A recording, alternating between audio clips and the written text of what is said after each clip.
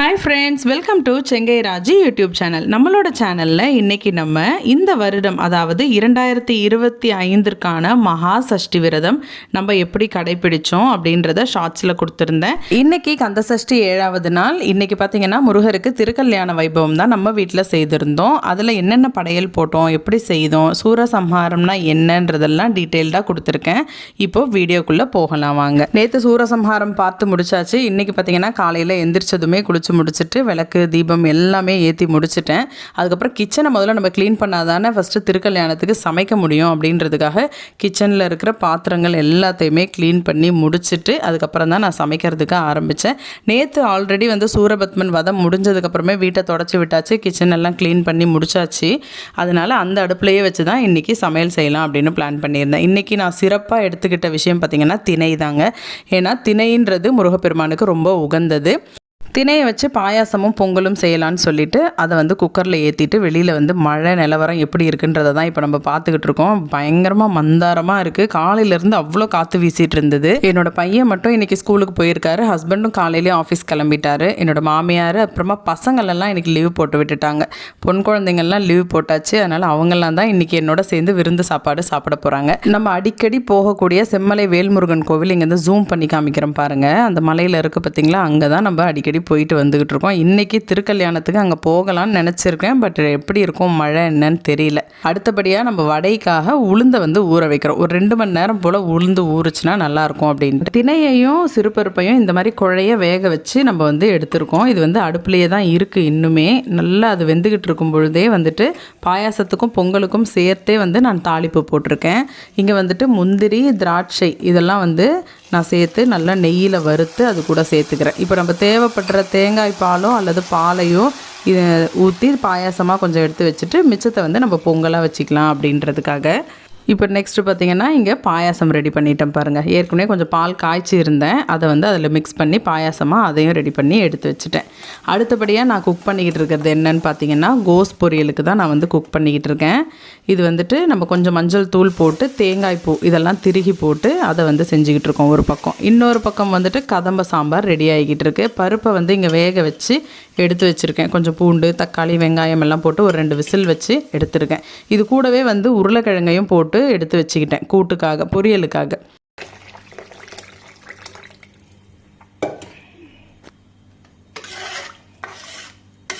அடுத்து இங்கே வேக வச்ச உருளைக்கிழங்கு வெங்காயம் அதுக்கப்புறம் கருவேப்பிலை எடுத்திருக்கேன். தக்காளிலாம் சேர்த்து செய்தால் நிறைய பேர் வேணும் சாப்பிட்றதுக்கு, கூட்டு மாதிரி ஆகிடும், வேஸ்ட் ஆகிடும். அதனால் கொஞ்சமாக தான் நான் போட்டு செய்திருக்கேன். மிளகாய்த்தூள், வீட்டு மிளகாய்த்தூள் சேர்த்து இப்போ நம்ம பாயில் பண்ணி வச்சுருக்கிற உருளைக்கிழங்குகளை க்யூப்ஸாக கட் பண்ணி சேர்த்துருக்கோம். மஞ்சள் தூள் மிளகாய்த்தூளே போதும். இது வச்சே நம்ம அந்த சாம்பார் சாதத்துக்கு சாப்பிட்டுக்கலாம் அப்படின்ட்டு போட்டிருக்கேன். ஏன்னா இன்றைக்கி கணவரும் வீட்டில் கிடையாது, பையனும் வெளியில் ஸ்கூலுக்கு போயிட்டான். அதனால் கொஞ்சம் கொஞ்சமாக தான் எடுத்து நான் சமைச்சிருக்கேன். கொஞ்சம் நிறைய பேரை கூப்பிட்டு செய்கிற மாதிரி இருந்தால் நிறையவே செஞ்சுருக்கலாம். ஆனால் மழை டைமாக இருக்கிறதுனால யாரையும் என்னால் கூப்பிடவும் முடியல. நான் சமைச்சிக்கிட்டு இருக்கிறதுக்குள்ளே எங்கள் மாமியார் தோட்டத்துலேருந்து தலைவாழை இலை கொண்டுட்டு வச்சுட்டாங்க. அதுக்குள்ளே பார்த்திங்கன்னா உருளைக்கிழங்கையும் நம்ம இப்போ ரெடி பண்ணி எடுத்தாச்சு. கதம்ப சாம்பாரும் ஒரு பக்கம் நல்லாவே ரெடி ஆகிடுச்சு. இப்போ இதை ஆஃப் பண்ணி எடுத்து வச்சிடலாம். நெக்ஸ்ட்டு நம்ம உளுந்து வடை தான் போட போகிறோம். இது 2 மணி நேரம் போல் நல்லா உளுந்து ஊறி இருக்கணும். கூடவே ஒரு 2 டீஸ்பூன் அளவுக்கு வீட்டு அரிசியை ஊற வச்சுருந்தேன்.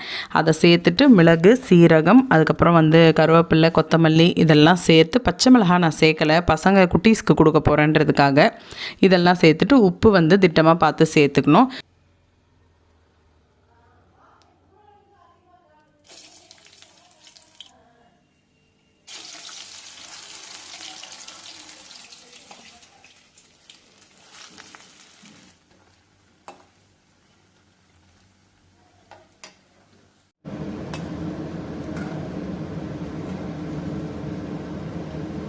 வடைகளை போட்டு எடுக்கும் பொழுது நல்லா தீயாமல் திட்டமாக இந்த மாதிரி பொன்னிறமாக போட்டு எடுத்தோன்னா சாப்பிட்றதுக்கும் ருசியாக இருக்கும், கசப்பும் தட்டாமல் இருக்கும். அந்த மாதிரி திட்டமாக போட்டு நான் கொஞ்சம் வடைகளை சுட்டு எடுத்துக்கிட்டேன். கொஞ்சம் போண்டா மாதிரியும் சுட்டு எடுத்திருக்கேன். இப்போ இந்த வடை போட்ட எண்ணெயிலேயே கடைசியாக அப்பளத்தையும் போட்டு நான் பொரித்து எடுத்துக்கிட்டேன். இப்போது நம்ம செய்த படையல் வந்து சூப்பராக ரெடி ஆயிடுச்சு பாருங்கள். வடை, கோஸ் கூட்டு, உருளைக்கிழங்கு பொரியல், அதுக்கப்புறமா வந்து திணை பாயாசம், திணை பொங்கல், சுட சுட அப்பளம், சுட சுட கதம்ப சாம்பார், சாப்பாடு எல்லாமே சூப்பராக ரெடி பண்ணி வச்சுட்டோம். அடுத்தபடியாக நான் வந்துட்டு பூஜைக்காக வந்தாச்சு. இங்கே வந்து நம்மளுடைய ஜோடியாக இருக்கக்கூடிய முருகர் படங்களுக்கெல்லாம் வந்துட்டு கொஞ்சம் நெக்லஸ்ஸு, அந்த ஆபரணங்கள் எல்லாம் போட்டு கொஞ்சம் அழகுபடுத்திக்கிட்டு இருந்தேன். ஃப்ரெண்ட்ஸ், தம்பதிகளாக இருக்கிற ஃபோட்டோவை வச்சு இன்றைக்கி நம்ம திருக்கல்யாண வைபவம் பண்ண போகிறோம். அதனால வந்து இது வந்து பார்த்திங்கன்னா திருப்போரூர் கந்தசுவாமி முருகர். கிட்ட காமி, இங்கே வா, கிட்ட காமி கொஞ்சம். திருப்போரூர் கந்தசுவாமி, இங்கே வந்து வள்ளி தெய்வயான இருக்காங்க. இது வந்துட்டு திருப்பரங்குன்ற முருகரோட ஃபோட்டோ. அதனால இவங்களுக்கு கொஞ்சம் சிறப்பாக நம்ம வந்து ஜுவல்ஸ்லாம் போட்டு அழகாக பண்ணலாம் இன்றைக்கி. ஆபரணங்கள் எல்லாம் போட்டு முடித்ததும் விளக்குகள் எல்லாம் ஏற்றி முடிச்சுட்டு படையல் வைக்கிறதுக்கு நான் வந்து ஸ்டார்ட் பண்ணிட்டேன். இன்றைக்கி செவ்வாய் ஹோரைக்குள்ளேயே பூஜையை முடிக்கலாம் அப்படின்ட்டு. ஃபஸ்ட்டு வந்து படையலுக்கு உப்பு வச்சுக்கலாம். இது வந்து திணையிலேயே செய்த திணை பொங்கல். இது வந்து முருகருக்கு ரொம்பவே உகந்தது. அதனால திணை பொங்கல் கொஞ்சம் செய்திருக்கோம் நெய்லாம் விட்டு. அடுத்தது திணை பாயசம். இது வந்து உருளைக்கிழங்கு வறுவல். இது கோஸ் கூட்டு பண்ணியிருந்தேன், அது வைக்கிறேன். ஒரு பொரியல், ஒரு கூட்டு. நெக்ஸ்ட் வடை. நல்லா எடுக்கிறியாமா? எடுத்துட்டு இருக்கியா முதல்ல? அடுத்து போண்டா. இப்போ நெக்ஸ்ட் சாதம்.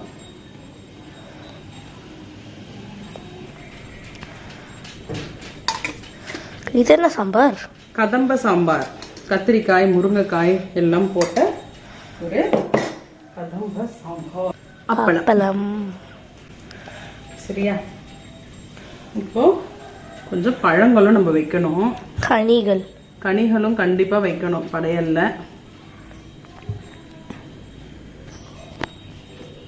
படையலெல்லாம் ரெடி பண்ணிவிட்டு 1 மணி போல் நான் வந்து வெற்றிலை தீபத்தையும் ஏற்றிட்டேன்.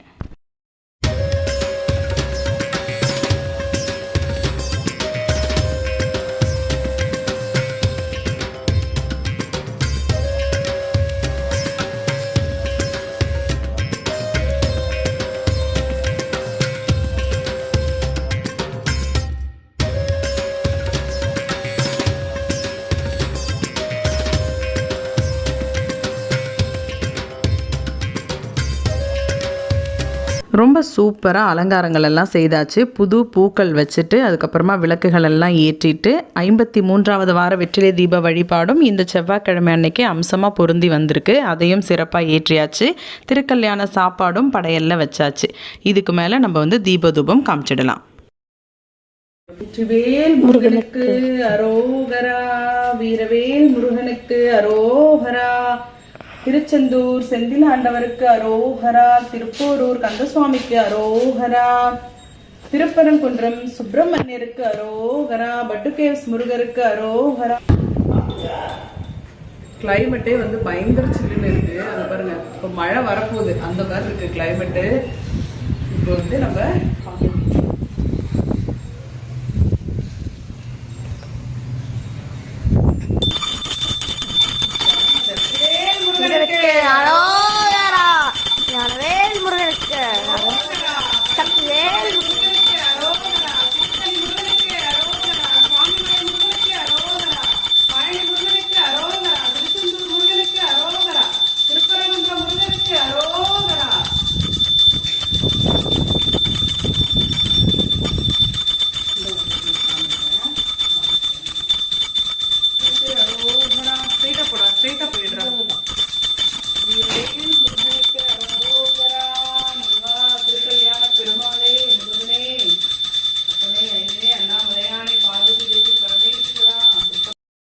நான் தீபாராதனை காமிச்சு முடிச்சதுக்கப்புறமா என்னுடைய மாமியார், அதுக்கப்புறம் எங்கள் பெரிய பாப்பா, அதுக்கப்புறம் என்னோடய பொண்ணு எல்லாரும் சேர்ந்து தீபாராதனை காமிச்சாங்க.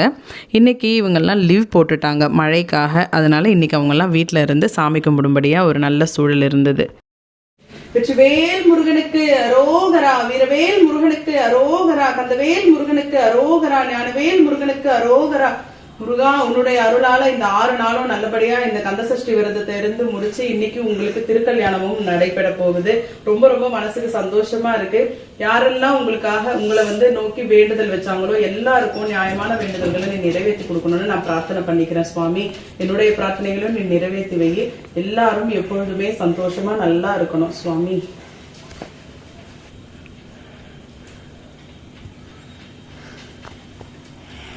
இந்த மாதிரி நம்ம சஷ்டி விழா நல்லபடியாக நிறைவடைஞ்சது, நல்லபடியாக எனக்கு 7 நாளும் இந்த பிராப்தம் கிடைச்சதுக்கு நன்றின்னு சொல்லி நம்மளால் ஆன முருகர் பாடல்கள் எல்லாம் பாடி சிறப்பாக வழிபாட முடிச்சிட்டோம். அடுத்தபடியாக குழந்தைகள் எல்லாம் உட்கார வைத்து இலை வச்சு நான் சாப்பாடு பரிமாறிக்கிட்டு இருக்கேன். யார் விரதம் இருந்து முடித்தோமோ அவங்க விருந்து வைக்கிறதுன்றது ரொம்ப ரொம்ப முக்கியம். குழந்தைகளுக்கு உணவு பரிமாறி முடிச்சதுக்கப்புறம் மாமியாருக்கு உணவு பரிமாறிக்கிட்டு இருந்தேன். அவங்க அவங்களுடைய விரதத்தை இன்றைக்கி பூர்த்தி செஞ்சுட்டு விருந்து சாப்பிட்டாங்க. முருகா, நீயும் பண்ணு. நானும் பண்ணேன். முருகா முருகா. எப்படி இருக்கு சாப்பாடு? எதுவுமே டேஸ்ட் எல்லாம் பார்க்காம பண்ணது நல்லா இருக்கா? சாப்பிடுங்க. இதுதான் முருகருடைய திருக்கல்யாண சாப்பாடு. நம்ம வீட்டில் குழந்தைகள் இருந்தாலும் முதல்ல முருகருக்கு தான் கல்யாணம் பண்ணி சாப்பாடு போடுறோம். குட்டீஸ் எல்லாம் ரொம்பவே என்ஜாய் பண்ணி சாப்பிட்டாங்க. நல்லா இருந்தது. எதுலேயுமே உப்பு அதிகமாக இல்லைன்றது ரொம்ப ரொம்ப சந்தோஷம். ஏன் அப்படின்னா அதிகமாக உப்பு போட்டோன்னா சாப்பிடவே முடியாது. கொஞ்சமாக இருந்தாலாவது நம்ம சேர்த்துட்டு கூட சாப்பிட்லாம். அதனால் உப்பு மிஞ்சாத அளவுக்கு இருந்தது. ரொம்ப சந்தோஷம். குழந்தைங்கள்லாம் சாப்பிட்டு முடித்ததும் அந்த இலைகளை நம்ம தான் எடுக்கணும். அந்த எச்சில் இலையை எடுக்கிறதுன்றது அவ்வளோ புண்ணியம். அதனால் அந்த இலைகளை எடுக்கிறது ரொம்ப ரொம்ப முக்கியம். யார் விரதம் இருந்தோமோ அவங்க எடுக்கிறதுன்றது நல்லது. உனக்கு என்னடா வேணும்? ஒரு பொட்டேட்டோ மட்டும் போதுமா? சரி, வேஸ்ட் பண்ணாம வை, பெரியமா சாப்பிட்டுக்கிறேன். வேற எதுனா வேணும்னா சொல்லு சும்மா. இத்தனை நாள் விரதத்துல, சஷ்டி விரதத்துல வயிறுலாம் நல்ல பசி தாங்க ஆரம்பிச்சிச்சு. ஆனா இந்த திருக்கல்யாண படையில பார்த்த உடனே அப்படியே பசிக்குது பயங்கரமா. இன்னும் நான் சாப்பிடல. விரதத்தை இப்போ முடிக்க போறேன் நானு. சுவாமி முன்னாடி வச்ச படையல்ல இருந்து கொஞ்சம் கொஞ்சம் நம்மளோட இலையில எடுத்து வச்சு நான் சாப்பிடலாம் அப்படின்ட்டு தான் எடுத்து வச்சுக்கிட்டு இருக்கேன். நிறைய நாள் விரதம் இருந்து அதை முடிக்கும் பொழுது நம்ம கொஞ்சம் குளிர்ச்சியான பொருட்களை எடுக்கணுன்றதுக்காக தான் திணையில சிறுபருப்பு போட்டிருக்கோம். அதுக்கப்புறம் உளுந்து வடை, கோஸ் கூட்டு இதெல்லாம் செய்து நம்ம சாப்பிட்றோம்.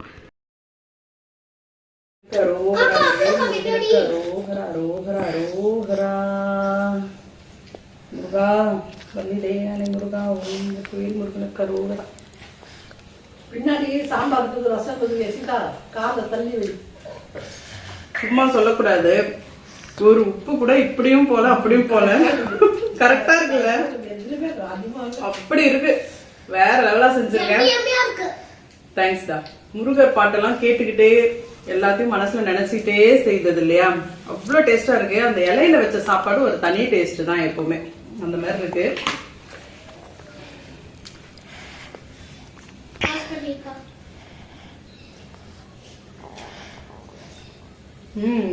கூட்டுலாம் கூட ரொம்ப நல்லா இருக்கு. பொரியல் டேஸ்ட் பண்ணிட்டு சொல்றேன். கூட்டு நல்லா இருக்குல்ல?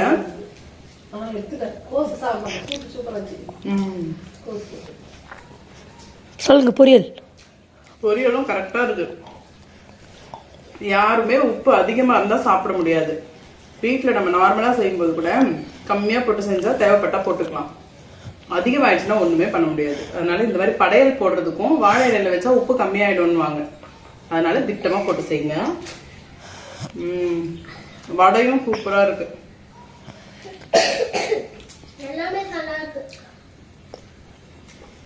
திணை பொங்கல் வேற லெவலு. திணை பொங்கல் சூப்பர். தெரியுமா, இந்த சஷ்டி விரதத்தோடைய கதை சொல்றீங்களா? சஷ்டி விரதத்தினுடைய கதையாடா? சொல்லிட்டா போச்சு. சொல்லுங்க. ஒரே நிமிஷம். இந்த போற்றி மட்டும் இந்த வருஷத்தினுடைய லாஸ்ட் நாள் சஷ்டி அந்த இதை மட்டும் எழுதிட்டு வரேன். முருகனுக்கு அரோகரா. ஓகே, கதை தானே. கதை எல்லாருக்குமே தெரிஞ்சது தான். இந்திரன் என்று சொல்லப்படுகிற தேவர். இந்த தேவர் படைய நடுநடுங்க வச்சான் ஒருத்தன். அவன் தான் அந்த சூரபத்மன். அவன் கடலுக்கு நடுவுல இருந்தான். திருச்செந்தூர் கடல் இருக்கு பார்த்தீங்களா, அந்த கடலுக்கு நடுவில் தான் அவனுடைய கோட்டை இருந்துச்சு. அப்பேற்பட்ட கோட்டை கட்டி அவன் கடல் நடுவில் வாழ்ந்துட்டு வந்தான். அப்படியே ரொம்ப அரக்கத்தனம் அசுரத்தனம் எல்லாம் செஞ்சு ரொம்ப டென்ஷன் பண்ணிட்டு இருந்தான் இந்திர லோகத்தையே. அப்போ ஒரு நாள் சிவபெருமான் கிட்ட போயிட்டு இந்திரன் முறையிடுறாரு. இங்க பாருங்க ஈசனே, இந்த மாதிரி ரொம்ப ட்ரபிள் பண்றான் இவன் சூரன் அப்படின்னு சொல்லி. அப்ப சிவபெருமான் என்ன பண்றாரு, தன்னுடைய நெற்றி கண்ணுல இருந்து 6 ஜுவாலைகள் தீ ஜுவாலைகளை வரவழைச்சு அதை ஒரு தாமரை மலர்ல ஒரு குழந்தைகளா உருவெடுக்கும்படி அவர் செய்தாரு. இந்த குழந்தைகளை கார்த்திகை பெண்கள் வளர்க்கும்படி அவர் ஆணையிட்டாரு. அவங்க வளர்த்து 6 குழந்தைகளா அனுப்பும் பொழுது அன்னை பார்வதி தேவி அந்த குழந்தைகளை வாரி அணைக்கும் பொழுது ஒரே ஒரு குழந்தையா ஆச்சு. அந்த குழந்தை தான் முருகன். ஓகேவா? அப்போ முருகன் கிட்ட சொல்றாங்க, நீ போயிட்டு இந்த சூரனை அழிக்கிறியாப்பா அப்படின்னு கேட்கும் பொழுது, சரி நான் போறேன், ஆனா என்கிட்ட பெருசா எந்த ஆயுதமும் இல்லையே அப்படின்னு சொல்லும் பொழுது, அன்னை பார்வதி தேவி என் கையில நான் வச்சிருந்து கொடுக்கக்கூடிய அந்த சக்தி வேலை எடுத்துட்டு போயிட்டு நீ சூரனை வதம் பண்ணு, அவன் இறந்துருவான் அப்படின்ற மாதிரி சொல்றாங்க. சரி நம்ம இதை பண்ணலான்னு சொல்லிட்டு அவருடைய சேனை தலைவன் வீரபாகுன்னு ஒருத்தர் இருந்தார். முருகருடைய சேனை தலைவன் சேனாதிபதி வீரபாகு இருந்தார். இவர் போய் தூது பேசுறாரு அந்த சூரபத்மன்கிட்ட. அப்ப கூட ஒன்னும் அவன் புடி கொடுத்து பேசல. அவன் பொடி பையன். முருகன் யாரு? பொடி பையன். அவன் என்ன பண்ணிடுவான், என்ன நான் இப்படி அடிச்சேன்னா அவன் போய் விழுந்துருவான் அப்படின்ட்டு ஆணவத்துல பேசிட்டு இருந்தார்.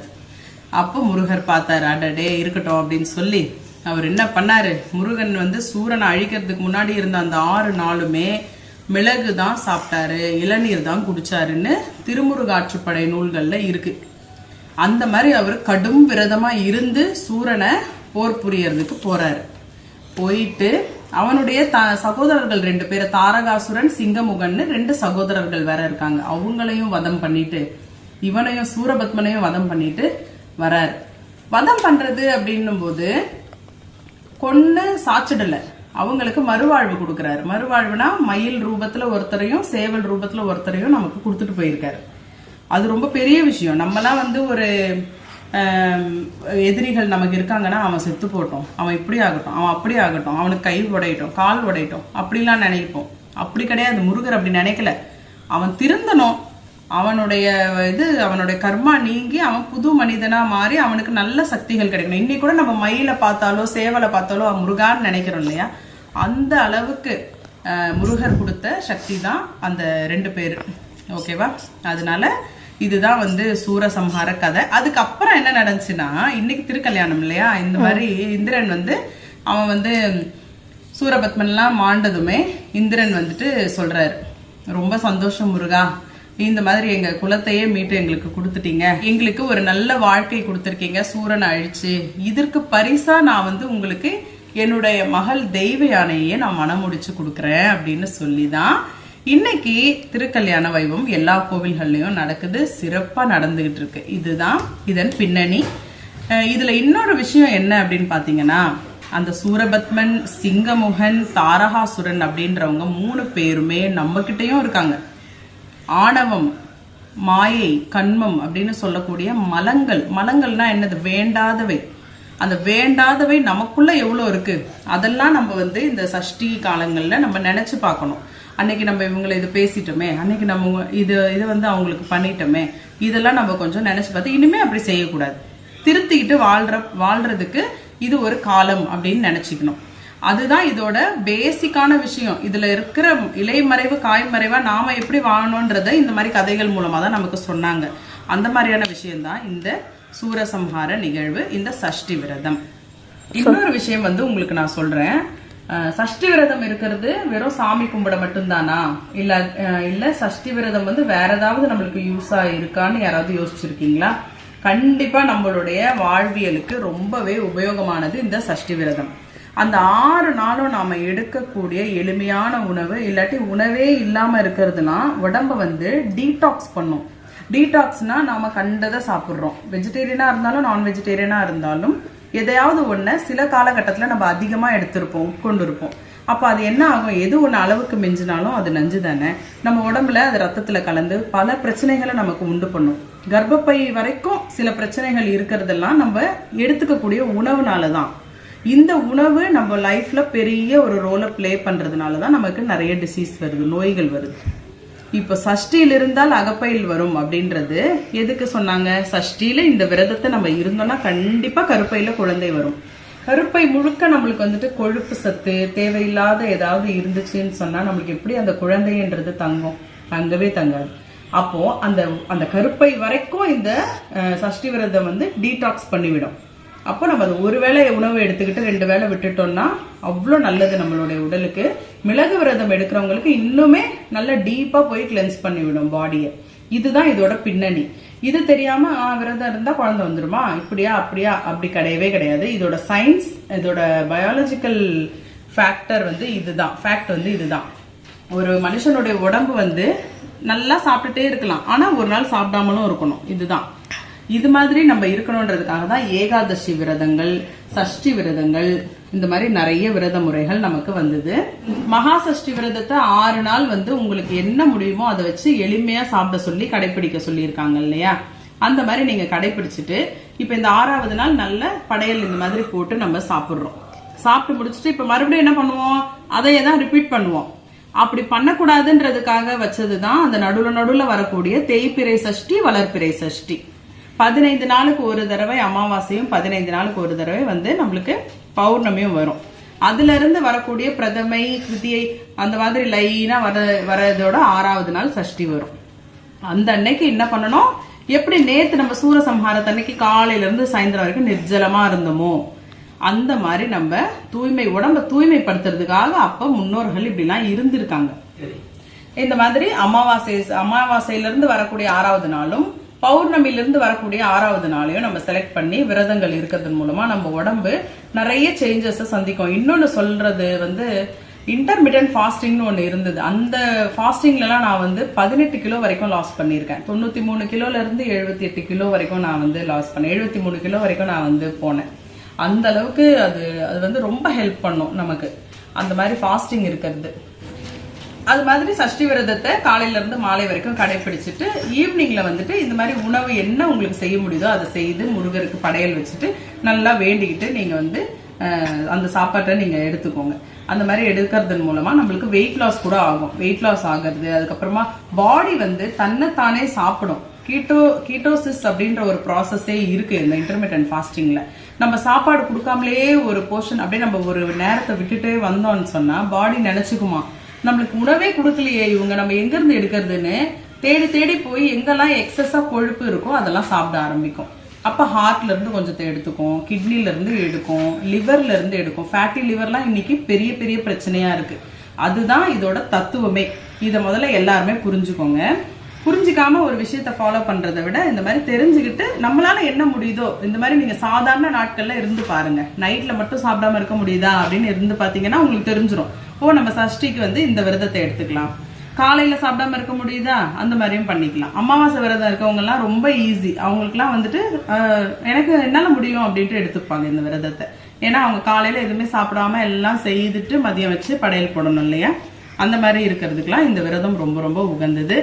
இதன் மூலமா தான் நம்மளுக்கு கர்ப்பப்பையில இருக்க கொழுப்பு கூட அந்த பாடியில இருக்கிற அந்த ஃபேட்லாம் போயிடுது சஷ்டி விரதம் இருக்கும் பொழுது. அதனால தானா குழந்தை நின்றுடுது. ஓகேவா? அது கடவுளுடைய பெரும் கருணையும் இருக்கு. இந்த மாதிரி சயின்டிபிக் ரீசனும் இருக்கு. இதை வந்து எல்லாருமே தெரிஞ்சுக்கணும் அப்படின்றது என்னுடைய ஆசை. அதுக்காக தான் இந்த பதிவில் அதையும் சேர்த்து போட்டிருக்கேன். ஃப்ரெண்ட்ஸ், இன்னைக்கு சூப்பரா நம்ம வந்துட்டு திருக்கல்யாண படையல் வீட்டிலேயே செய்திருந்தோம். போன வருஷமே நான் இதை செய்யணும்னு நினைச்சிருந்தேன். பட் எனக்கு வந்து கொஞ்சம் அப்படியே டைமிங் வந்து மிஸ் ஆயிடுச்சு. என்னால செய்ய முடியாம போயிடுச்சு.